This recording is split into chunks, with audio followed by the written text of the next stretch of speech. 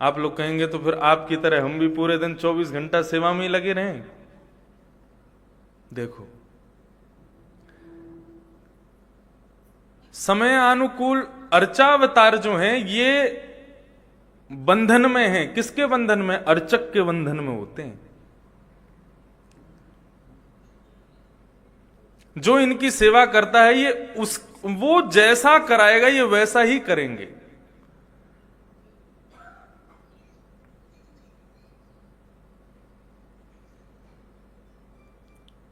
श्रीनाथ जी रात्रि में पौड़ते हैं तो उनका श्रृंगार बढ़ाया जाता है।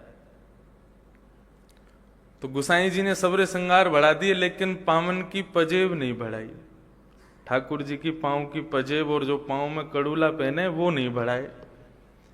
प्रातःकाल जब मंगला आरती करने के लिए गुसाई जी उपस्थित हुए तो ठाकुर जी मंगला में झोंका खा रहे हैं। गुसाई जी बोले, जय जय, रात में सोए नहीं आप?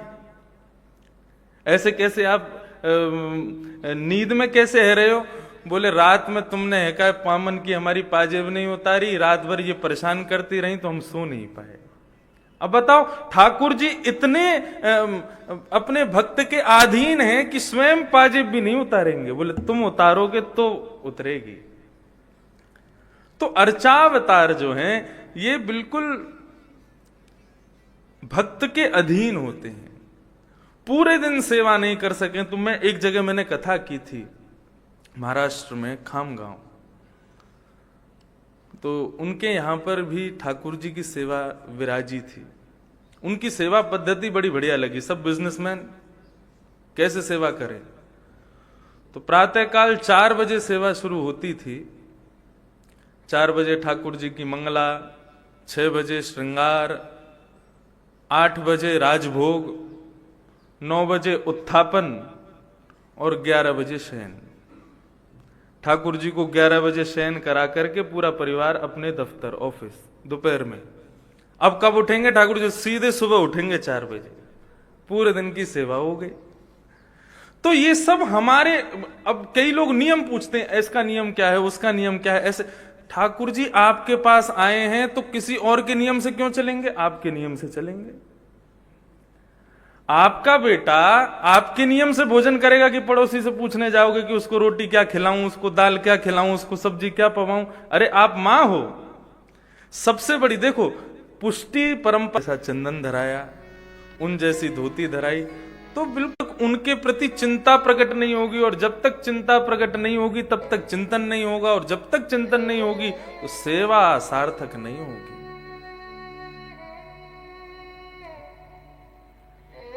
गुसाई जी श्रीनाथ जी की सेवा कर रहे थे, इतने में बिल्ली आ गई गर्भगृह में। तो बिल्ली को देखते ही परब्रह्म, जगदाधार, जगत नियंता, त्रिलोकी का स्वामी, वो बिल्ली को देख करके डर रहे। बोले, तू भगाओ उसको, भगाओ। गुसाई जी बोले, बिल्ली से डर रहे हो? आप परब्रह्म हो के बिल्ली से डर रहे हो? सो श्रीनाथ जी अपने खंडपात चौकी से उतर गए और मंदिर छोड़ के जाने लगे। गुसाई जी बोले, अरे जे कहा भय हो, कहां जा रहे हो? बोले, तुमने सोच कैसे ली कि मुंह को डर ना लगे? मैं तुम्हारो लाला हूं, और जो जो लाला को जैसे जैसे भाव बालक को मैं, वो सब भाव मेरे भीतर है। तो हे मोहे नाते अनेक, मानिए जो भावे, जो त्यों तुलसी कृपाल, चरण शरण पावे।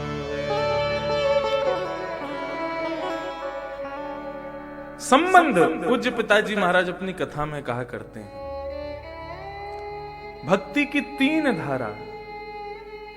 3 धारा कौन कौन सी? विश्वास, संबंध और समर्पण। कल हमने मुख्य रूप से मूल विषय के रूप में हमने विश्वास को रखा। भरोसा, भरोसो दृढ़ इन चरणन कीनो। सबसे पहले भरोसा, विश्वास ठाकुर जी के प्रति, और दूसरा संबंध। जब तक विश्वास नहीं होगा तब तक ठाकुर जी के प्रति आप संबंध स्थापित नहीं कर सकते। कोई भी एक संबंध लाल जी के प्रति स्थापित हो। श्री गिरधर लाल जी ये खरीदे नहीं गए हैं, ये तो आवत प्रेम के मोल रे। मैंने लियो री गोविंदा मोल, मायरी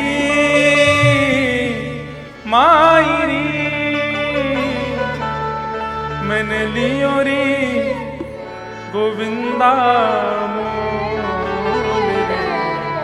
मैंने लियो री गोविंदा मोल।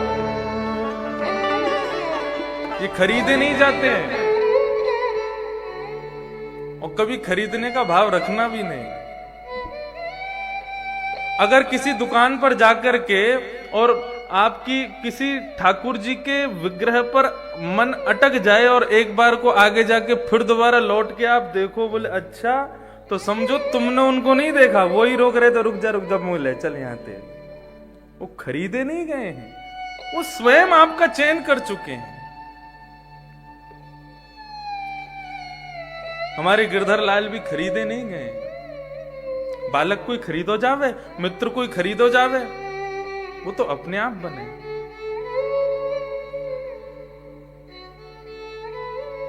दो वर्ष पूर्व नाथ द्वारा दर्शन करने के लिए मैं गया।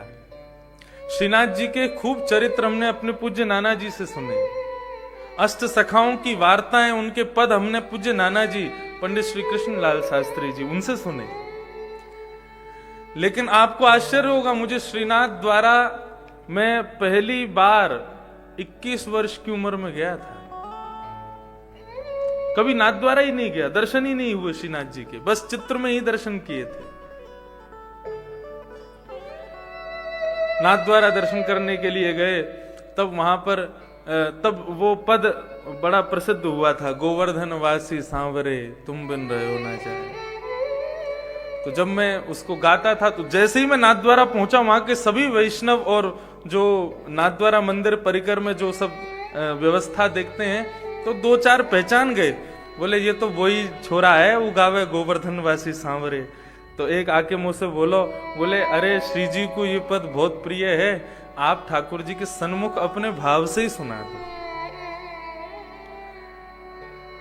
जैसे ही पहली बार श्रीनाथ जी के मंदिर में प्रवेश किया, आप सत्य माने, लगा ही नहीं कि सामने गिरी कंदरा में ठाकुर जी हैं। ऐसा लोगों कोई ब्रजवासी बालक खड़ो गए, एक भुजा ऊपर, दूसरी भुजा कमर पर, और मानो जैसे मुंह को सुनवे के काजी खड़े हैं। और बस यही पद की ये पंक्ति उस समय गाई, दर्शन को नैना तपे, वचन सुनन को मिली वे को हियरा तपे, हिय के जीवन प्राण, गोवर्धन वासी सांवरे, गोवर्धन वासी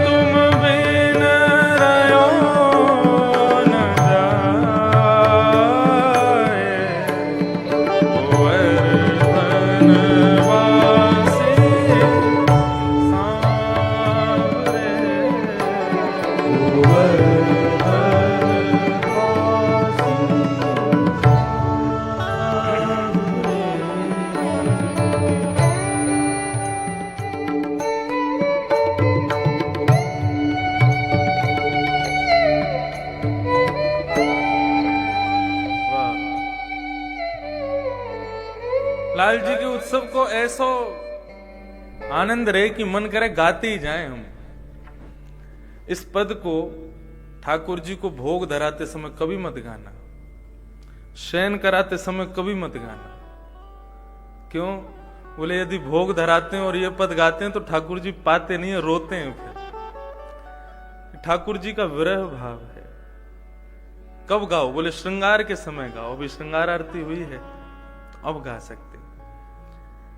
भोग धराते समय क्या होता है कि जैसे हम कपाट लगाते, पर्दा क्यों लगाते हैं ठाकुर जी के आगे? ठाकुर जी बेचारे हमारे लिए एक ही अवस्था में रहते हैं। जैसे हम पर्दा लगाते हैं ठाकुर जी सहज हो जाते हैं, सहज होके पाने लगते हैं। अकेले नहीं पाते, सारे सखा आते हैं उनके, ये मधुमंगल श्रीदामा आदि सब आ जाते हैं वहां पे। ठाकुर जी ले तू भी खा, ले तू भी खा, देख आज इंद्रेश की मैया ने लड्डू बनायो है, आज देख ही का बन के आयो है, और देख आज तो अचार आयो है, आज तो रबड़ी बनी है, आहो आज तो कल गुंजिया का भोग। श्री पंडरीनाथ भगवान के लिए गुंजिया का भोग आया। होली पर आता गुंजिया का भोग, लेकिन लाल जी की इच्छा, तो सब सखा बैठ के खाते हैं। और उस समय यदि कोई ये पद गा दे, गोवर्धन वासी सांवरे तुम बिन रहो ना जाए, तो ठाकुर जी के हाथ में कवल रह जाता है, नेत्र बंद हो जाते हैं और अश्रुपात होने लगते हैं। इसलिए शयन के समय मत सुनाना, भोग के समय मत सुनाना, श्रृंगार के समय सुनाओ। ठाकुर जी जब सहज अवस्था में फ्री बैठे हो तब सुनाओ। ये जितने भी विरह के भाव, तत्सुखे सुखित्वम का भाव है ना सेवा में। हमारे लाल जी को कष्ट हो, वो रोमे, वो भाव हम क्यों कहें उनके सामने? लेकिन जब सहज अवस्था में बैठे हो तब उनके प्रेमी भक्त जनों के प्रिय पद उनको सुनाओ। तो इस पद की मैं गिरधर लाल जी के लिए मैं बस यही कहूंगा, मेरे पूज्य नाना जी ने कहा था, लाला या पद को श्री चतुर्भुज दास जी ने गायो। क्यों गाया? श्रीनाथ जी मथुरा पधारे थे गिरिराज जी से कुछ उत्सव के लिए, तो गिरिराज जी सूने पड़ गए।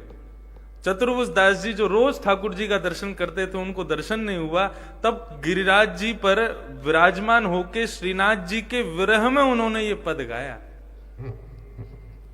हे प्यारे तुम्हारे बिन रहा नहीं जा रहा, आप जल्दी आ जाओ।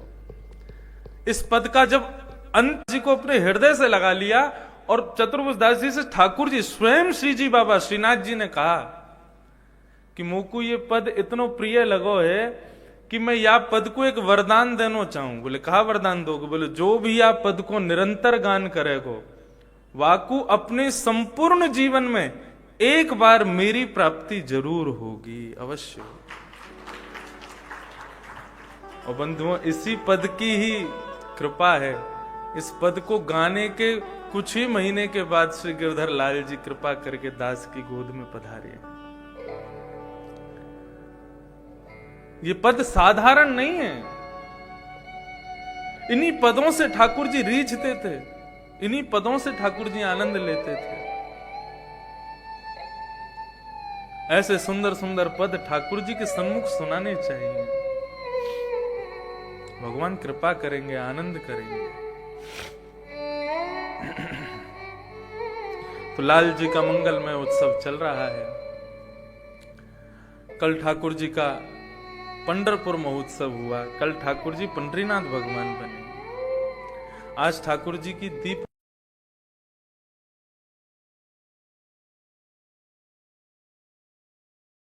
करें और तत्पश्चात शाम को उत्सव का आनंद लेंगे। बोल गिरधर लाल की जय। तो कल महात्म के विषय में हम लोग श्रवण कर रहे थे। कलयुग में भले ही अनेकों दुर्गुण हैं, लेकिन एक बहुत बड़ा सद्गुण है। यत्फलम नास्ति तपसा ना योगेन समाधिना तत्फलम लभ्यते सम्यक कलौ केशव कीर्तना। जो फल सतयुग त्रेता द्वापर में बड़े बड़े योगियों को, तपस्वियों को ध्यान धारणा समाधि यज्ञ होम आदि करने से भी प्राप्त नहीं होता, वो कलयुग में केवल भगवान का कीर्तन करने मात्र से प्राप्त हो जाता है। कीर्तन करने मात्र से प्राप्ति हो जाती है।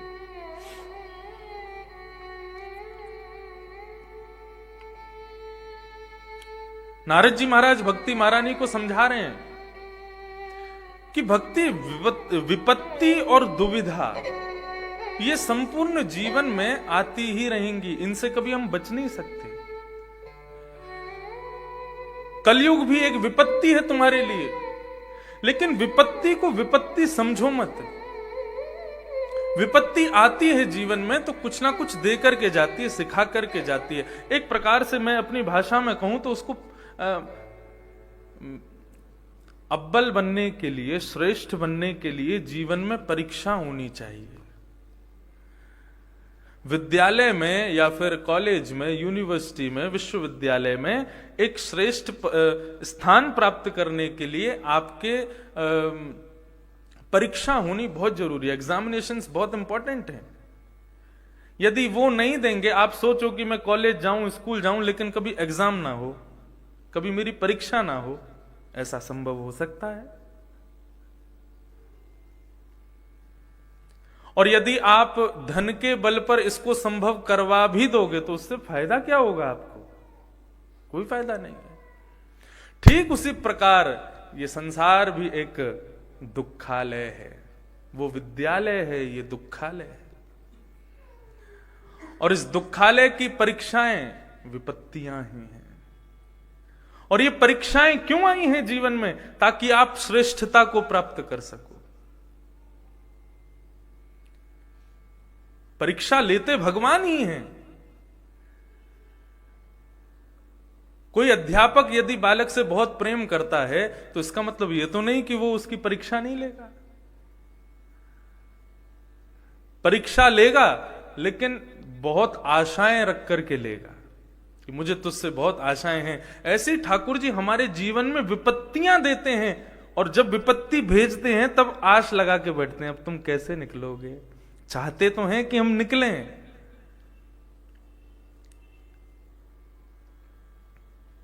उसके लिए उपाय क्या है? महाभारत सबसे बड़ा उदाहरण। अर्जुन प्रत्येक मानव है, मैं भी अर्जुन हूं, आप सब अर्जुन हैं, और हम सबके जीवन की अलग अलग महाभारतें चल रही हैं। हम सबके सामने योद्धा बड़े बड़े तीर कमान लेकर के खड़े हैं, लेकिन असमंजस में हैं कि किससे लड़ें, किसको मारें, कैसे निकलें इस भवाटवी से। अकेला अर्जुन प्रयास करता है तो महाभारत नहीं जीत पाएगा। अर्जुन भगवान के पास द्वारिका गया, साथ में दुर्योधन भी गया। दोनों भगवान कृष्ण के पास गए तो भगवान कृष्ण द्वारिकाधीश बोले, आओ भैया, कैसे आए? बोले, महाभारत का युद्ध होने वाला है, आप किसके पक्ष में रहेंगे? दुर्योधन के पक्ष में कि मेरे पक्ष में? भगवान बोले, हम एक का नाम लेंगे तो फिर हम पक्षपाती माने जाएंगे। एक नियम रख देते हैं। क्या?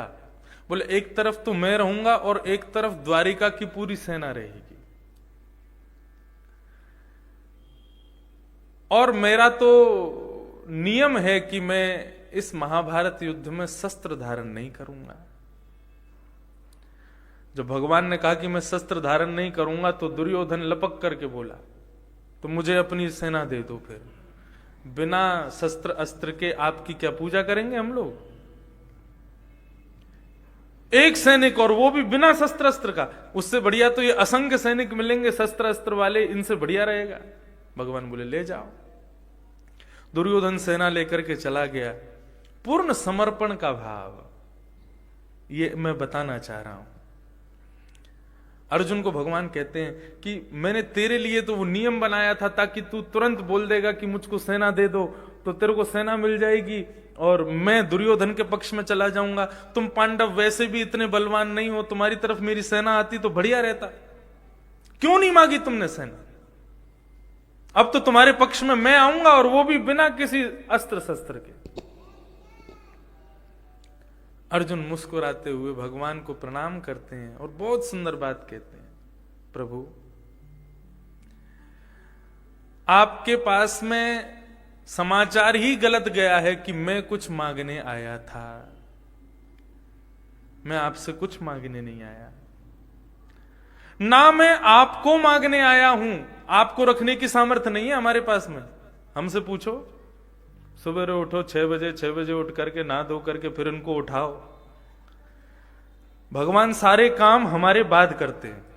हम पहले नहाएंगे, वो बाद में नहाएंगे। बस भोजन पहले करते हैं, भोजन हमको बाद में देंगे, पहले स्वयं कर लेंगे। तो अर्जुन बोला आपकी सेवा करना साधारण तो है नहीं। सुबह उठाओ, फिर नहलाओ धुलाओ, उसके बाद तुम्हारा श्रृंगार करो, उसके बाद तुम्हें भोग पधराओ, फिर तुम्हारी आरती करो। इतनी झंझटें मैं नहीं रखता अपने पास। ना तो मैं तुमको मांगने आया हूं, ना तुमसे कुछ मांगने आया हूं। भगवान बोले तो फिर क्यों आए हो? अर्जुन कहता है महाभारत का युद्ध मेरे सामने है। ये महाभारत का युद्ध मुझे निगल जाएगा प्रभु। मुझे कैसे युद्ध करना है मुझे नहीं पता। ना मैं आपसे कुछ मांगने आया, ना मैं आपको मांगने आया। चरण पकड़ के कहता है अर्जुन, मैं अपने आप को आपको देने आया कि आप अपने पास रख लो, आप अपनी शरण में ले लो। अब आप निर्देशन करो कि मैं क्या करूं, कैसे करूं। पूर्ण समर्पण।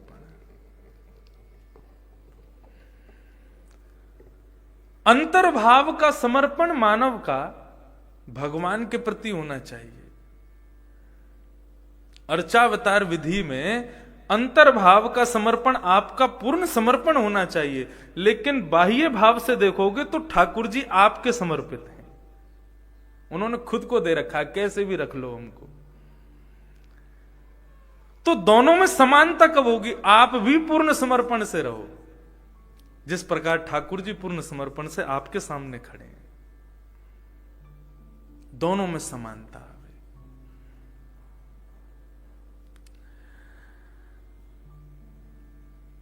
कलयुग में भले ही दुर्गुण बहुत हैं, लेकिन एक सबसे बड़ा सद्गुण है कि यहां केवल कीर्तन करने मात्र से भगवत प्राप्ति। पूज्य नाना जी कहते थे भक्ति सबसे सरल कलयुग की क्यों है लाला? हमने की क्यों है? बोले पटाखे की दुकान पे पटाखो खरीदवे जाओ, कब जाओ? बोले जब दुकान बंद देवे लग जाए तब जाओ। क्यों? तो फिर 100 रुपए का पटाखा भी आपको 80, 70, 50 तक में मिल जाएगा, सस्ता हो जाएगा। मैंने कि मैं समझा नहीं आपकी बात। बोले लाला इस सतयुग, त्रेता, द्वापर, कलयुग ये 4 दुकान है भगवान की। सतयुग की दुकान प्रारंभिक दुकान है, वहां में भगवत प्राप्ति बड़ी महंगी। त्रेता में बातें नेक सस्ती, सतयुग में नेक सस्ती। कलयुग में कहा बोले दुकान बंद है वारी है, तो सब चीज मोल में ऐसी बेच दें। ठाकुर जी ले जा भैया, ऐसी कीर्तन कर ले तू, कैसे सोफा पे पढ़ के ऐसी टीवी पे देख तो आस्था पे कथा सुन ले, वही से ही तेरा कल्याण हो जाएगा। इतनी सस्ती ठाकुर जी ने अपनी भक्ति कर दी।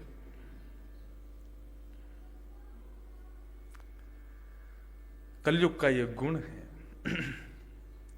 भक्ति महारानी को समझाया, वृथा खेद से बाले, अहो चिंता तुरा कथम, श्री कृष्ण चरणाम भोजम, स्मरत दुखम गमिष्यति।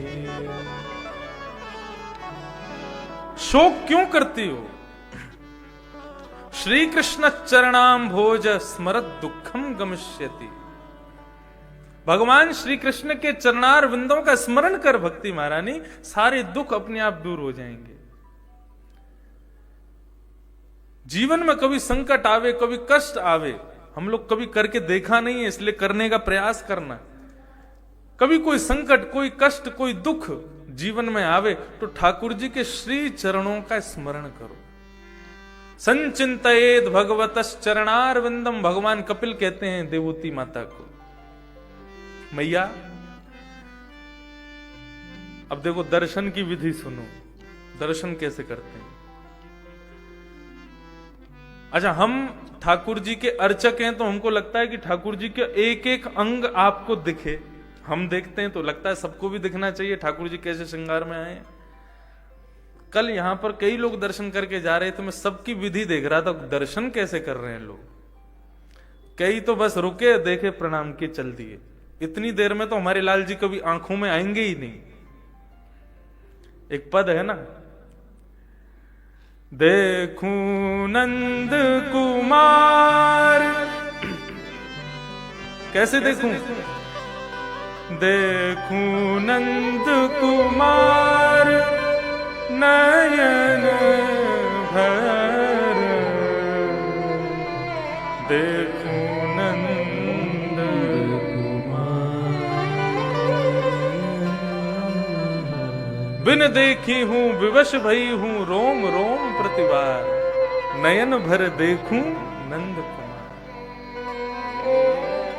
नैनों में भर करके देखें ठाकुर जी को। ये टीवी लगवाए हैं, वहां लगवाए हैं, किस लिए लगवाए हैं? ठाकुर जी का एक एक अंग आप देखो।